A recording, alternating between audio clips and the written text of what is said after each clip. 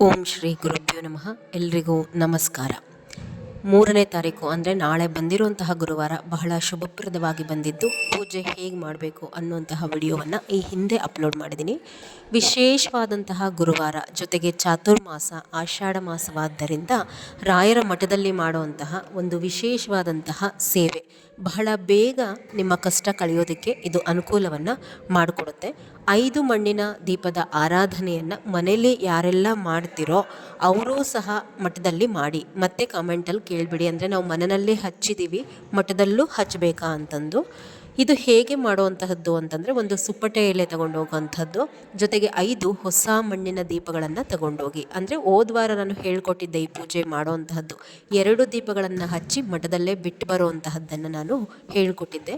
ಈ ವಾರ ನೀವು 5 ಮಣ್ಣಿನ ದೀಪಗಳನ್ನು ತೆಗೆದುಕೊಂಡು ಹೋಗಿ ಹಚ್ಚಿಬಿಟ್ಟು ಬಿಟ್ಬಿಟ್ಟು ಬರಬೇಕಾಗತ್ತೆ. ಅರಿಶಿನ ಕುಂಕುಮ ತಗೊಂಡೋಗಿ ತುಪ್ಪ ಮತ್ತು ಹೂಬತ್ತಿ ಇರುತ್ತಲ್ಲ, ಅದನ್ನು ತುಪ್ಪದಲ್ಲಿ ನೆನೆಸ್ಬಿಟ್ಟು ಅದನ್ನು ತೆಗೆದುಕೊಂಡು ಹೋಗೋವಂತಹದ್ದು.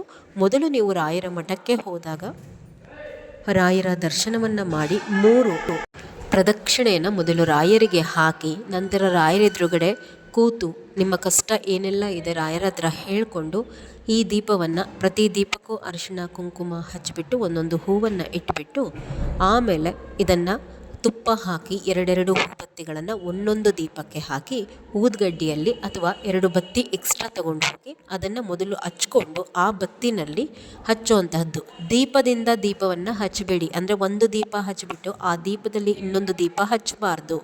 2 ದೀಪವನ್ನು ಮಂಗಳಾರತಿ ಮಾಡುವಂತಹದ್ದು ಸಣ್ಣದೇನಾದರೂ ತಟ್ಟೆ ಇದ್ದರೆ ತಗೊಂಡೋಗಿ ಅದರಲ್ಲಿ ಇಟ್ಕೊಂಡು ಆ ಬತ್ತಿಗಳಿಂದ ಈ ದೀಪವನ್ನು ಅಂಟಿಸುವಂತಹದ್ದು. ಇದನ್ನು ರಾಯರಿಗೆ ಬೆಳಗ್ಗೆ, ಆದಷ್ಟು ಇದನ್ನು ಬೆಳಗ್ಗೆ ಮಾಡಿ, ಮನೆಯಲ್ಲಿ ಪೂಜೆ ಮಾಡಿಬಿಟ್ಟು ಮಠಕ್ಕೆ ಹೋಗಿ ಮಾಡಿಬಿಟ್ಟು ಬನ್ನಿ. ತಿಂಡಿ ಎಲ್ಲ ತಿಂದು ಹೋಗಿ ಈ ಸೇವೆಯನ್ನು ಮಾಡಬೇಡಿ.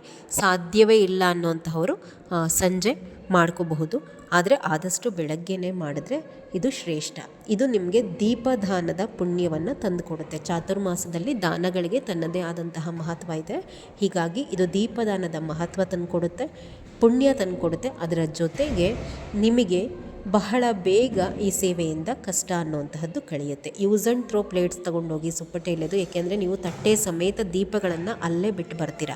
ರಾಯರಿಗೆ ಬೆಳಗ್ಬಿಟ್ಟು ಮಠದಲ್ಲಿ ಹಾಗೆ ಬಿಡೋ ಹಾಗಿದ್ರೆ ಬಿಡಿ. ಕೆಲವೊಂದು ಕಡೆ ಅಲೋ ಮಾಡ್ತಾರೆ. ಇಲ್ಲ ಅಂತಂದರೆ ಹೊರಗಡೆ ತಂದು ಯಾವುದಾದ್ರೂ ಗಿಡದ ಬುಡದಲ್ಲಿ ಇಟ್ಬಿಟ್ಟು ಬಂದುಬಿಡುವಂತಹದ್ದು. ಈ ಸೇವೆಯನ್ನು ಮಾಡಿ ನಾಳೆ ತಪ್ಪದೆ ಎಲ್ಲರೂ. ಬಹಳ ಸರಳವಾದಂತಹ ಸೇವೆ, ಆದರೆ ರಾಯರ ಅನುಗ್ರಹ ಹೆಚ್ಚಿನ ಮಟ್ಟದಲ್ಲಿ ಆಗುವಂತಹದ್ದು. ನಮಸ್ಕಾರ ಎಲ್ರಿಗೂ.